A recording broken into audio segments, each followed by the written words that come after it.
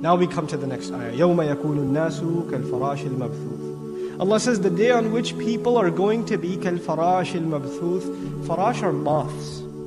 Moths. It's also the bugs that are, when you turn a light on, these little tiny bugs trying to hit the light, and they're going in every direction. Those are farash. The plural of farasha, actually, in Arabic. Okay? These bugs, Allah says people will be like farash, these little tiny bugs going in every which direction, these moths, al-mabthuth. This is the adjective given to them, dispersed, spread out. Now farash by itself is spread out, but He made it even more spread out by the word al-mabthuth, and this parallel is being given to people. This scene, is this an individual scene or a collective scene? This is a collective scene, so the word nas is more appropriate. The word nas is here more suited. Okay. Now, batha, to be widespread. Now, what are the benefits of using this image, al-farash al-mabthuth, with people on the Day of Judgment? First of all, there's many. There are countless bugs. There are countless insects going in every which direction. Then there's chaos in them. They're not moving in one direction or another direction. They're going in every which direction, and they're even running into each other.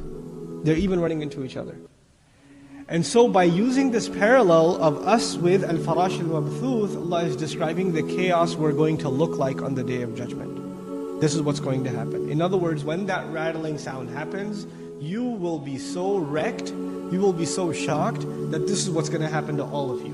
يَوْمَ يَكُونُ النَّاسُ كَالْفَرَاشِ الْمَبْثُوثِ قِيلَ شُبِّهَ النَّاسُ عِنْدَ الْبَعْثِ بِالْفَرَاشِ لِأَنَّ الْفَرَاشِ إِذَا ثَارَ لَمْ يَتَّجِهْ إِلَى جِهَةٍ وَاحِدَةٍ. It said that people are given or alluded to by making a reference to these moths that are scattered in every direction, because when they move, they don't move in one direction. كَسَائِرِ الطَّيْرِ, like birds that move in a flock and they go in one direction as opposed to them. وَكَذَلِكَ النَّاسِ إِذَا خَرَجُوا مِنْ قُبُورِهِمْ أَحَاطَ بِهِمُ الْفَزْعُ. And just like that, and additionally, when people come out of their graves, they will be overwhelmed by terror, just like these bugs. That it's an image of chaos. When you see all that motion happening at the same time, it's an image of chaos and disturbance. فَتَوَجَّهُ جِهَاتٍ شَتَّى أو توجهوا إلى منازلهم المختلفة سعادة وشقاء. What he's saying is that they're going to be going in every which direction and eventually end up in one of two, the direction of happiness or the direction of calamity and sadness. وَالْمَبْثُوث مِنَ الْبَثْ وَهُوَ التَّفْرِيقِ. And mabthuth, the word mabthuth, which is an ism maf'ul, an objective noun, comes from the word bath, and it means division, distinction. So they'll be separated from one another. Even though they're together, they're also separated, which is an incredible thing. That on the Day of Judgment, we will be the biggest gathering ever of human beings. All generations of human beings are coming together at one point, and yet this will be the day you will feel the loneliest. You'll be the most alone. You'll be separated from everybody else. And this is described in further, more explicit detail. يَوْمَ يَفِرُّ الْمَرْءُ مِنْ أَخِيهِ وَأُمِّهِ وَأَبِيهِ وَصَاحِبَتِهِ وَبَنِيهِ. Right in Surah Al-Ma'arij, وَفَصِيلَتِهِ الَّتِي تُؤْوِيهِ وَمَنْ فِي الْأَرْضِ جَمِيعًا ثُمَّ يُؤْوِيهِ. Right, so ثُمَّ يُنْجِيهِ. Right, he offers Allah everybody. He even says, separate me from my tribe in addition to my family. How about this? Why don't you take everyone on earth into hell? Let me go. He'll offer everybody else. Right? وَمَنْ فِي الْأَرْضِ جَمِيعًا ثُمَّ يُنْجِيهِ. You give everybody else up, just let me survive. That's what he's concerned about. So that you become completely individualized on that day. وَتَكُونُ الْجِبَالُ كَالْعِهْنِ الْمَنْفُوشِ. And mountains will become on that day like al-'ihn. Al-'ihn in the Arabic language is wool of different textures. So when Allah makes reference to this kind of carding, usually it's associated with cotton, but in Arab society, the first thing that came to their mind was wool. So ahin is used, wool. And then Allah uses the word al-manfush. The word nafasha in Arabic is to card and scrape into fine lines. You know when you card and scrape the wool, it becomes fine fibers, and then they're brought together and intertwined. And al-'ihn is used for wool that is of multiple textures. And when you're carding, you know what happens? These really fine fibers, they start flying up into the air. They become weightless, and there's this, so you have to wear some curtain, because you're going to get the dust of it is going to go in your, kind of like sawdust kind of thing. But this happens with wool a lot. So Allah is describing mountains as this weightless thing that when it's scraped, it's almost like it's flying in the air, and the different textures of it implied inside the word al-'ihn benefits us in that mountains are of different colors, but they're going to be slammed together and scraped together to the point where, first of all, there's this different colored textured dust coming out of them, just like wool. when they're scraped together, subhanAllah.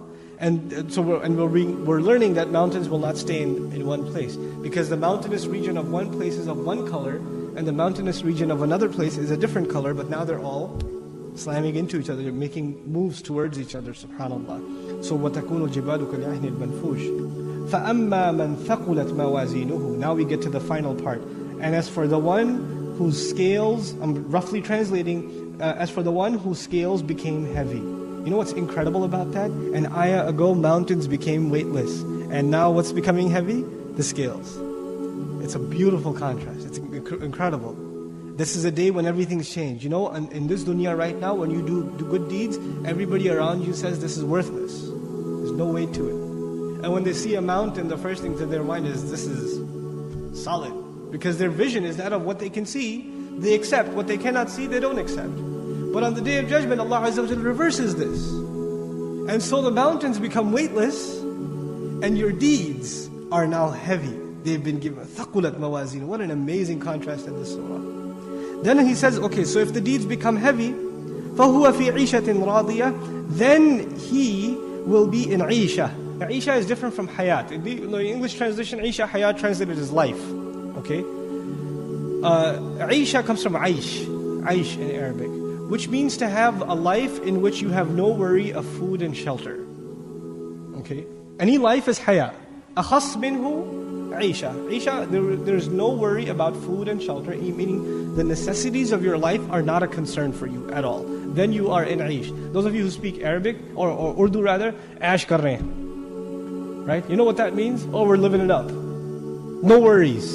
Right? It's kind of derived from there. But the Arabic meaning originally is exactly that. It's to have a life free of concern. فَهُوَ فِي عِيشَةٍ. Then there's the word radiyah. The word radiyah literally means the one who is pleased. Literally, it means the one who is pleased. So, as an adjective of Isha, it's actually unique. A life that is pleased. A life full of pleasure. ذَاتِ رِضًا, which is how some Mufassirun have interpreted it, is correct. A life that is full of contentment. But in Arabic rhetoric, you can say, you know, an overjoyed life. You didn't describe the person, you described the life. You didn't describe the person, but you described the life. And this is so to understand that the entire life, not a moment, not a breath will go by where the joy won't be there. Where the joy will be missing, where the contentment will be missing. There will not be a moment of boredom or of, you know, of dissatisfaction. So, عِيشَةٍ رَاضِيَةٍ ذَاتِ رِضًا, as for example, Al-Alusi rahimahullah says. So, now we come to the horrifying next ayah, وَأَمَّا مَنْ خَفَّتْ مَوَازِينُهُ.